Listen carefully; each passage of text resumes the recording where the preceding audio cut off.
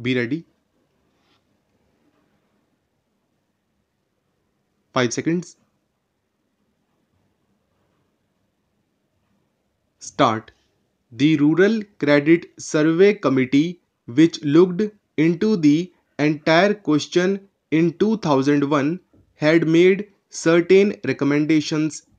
In the drafting of our plans, the recommendations of the Rural Credit Survey Committee were given due weight.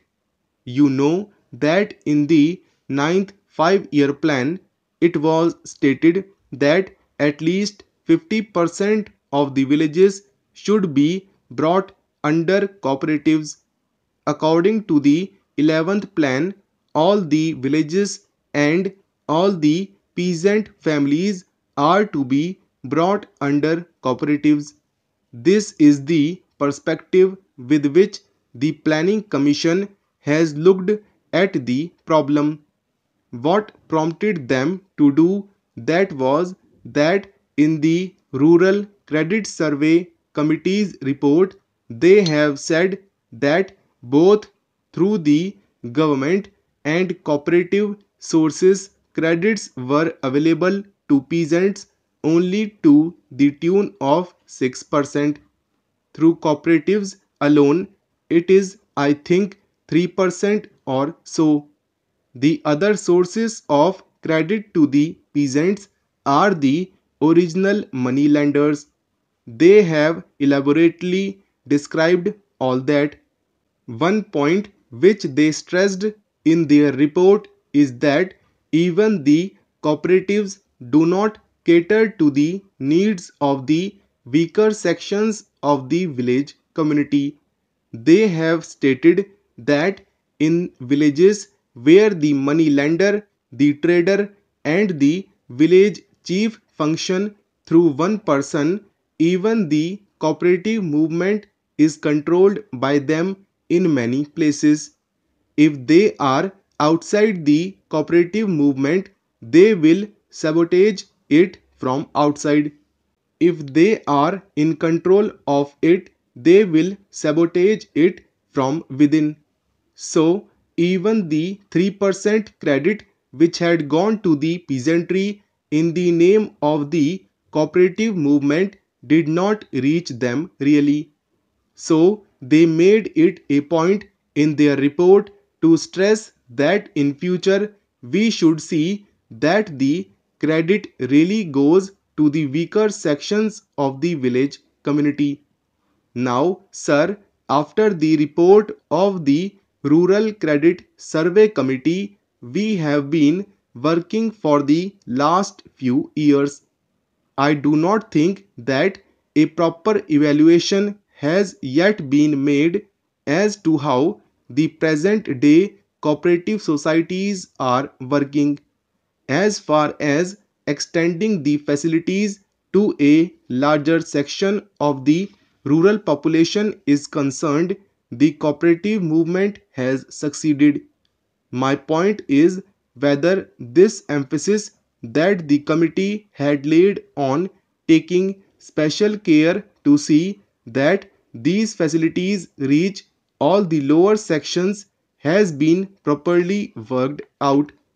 Another point is that even in the matter of extending the activities of the cooperatives, we have not reached the target which was fixed in any of the plans. Now they want to make it universal, but even during the ninth 5-year plan or during the 10th 5-year plan, the budget that was placed before the country was not reached.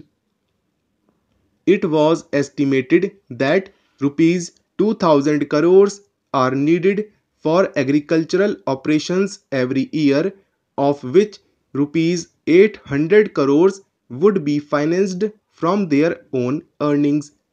The other rupees 1200 crores they have to get either through cooperatives or through other agencies, and this is needed for their short term, medium term, and long term loans.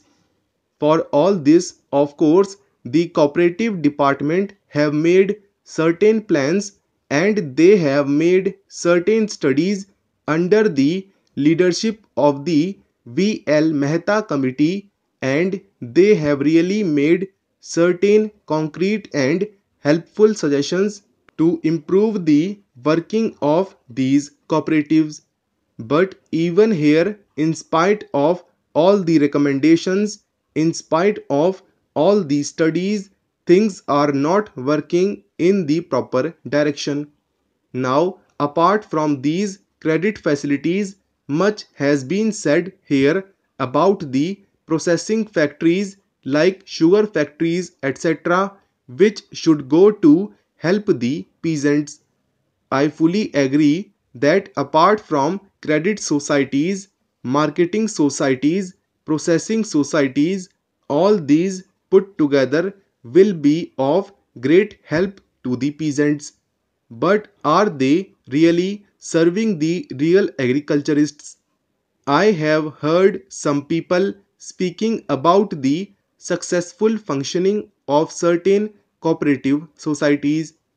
I know one cooperative sugar factory. Among its members, not even 1% are actual agriculturists. Just like a joint stock company, shares are sold, capital is raised, and they are running a proper factory. My point is that such factories should not be brought within the purview of the cooperative movement. They should be treated as ordinary joint stock companies. I will quote another example which is to be followed, and that is the Weavers Society.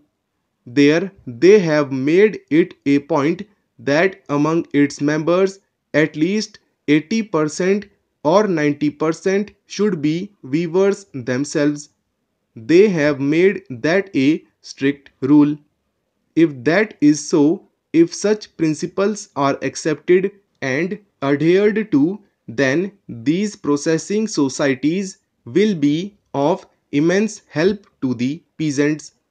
Otherwise, in the name of helping the peasants, some people escape the other obligations that may accrue from running a joint stock company and are taking the benefit.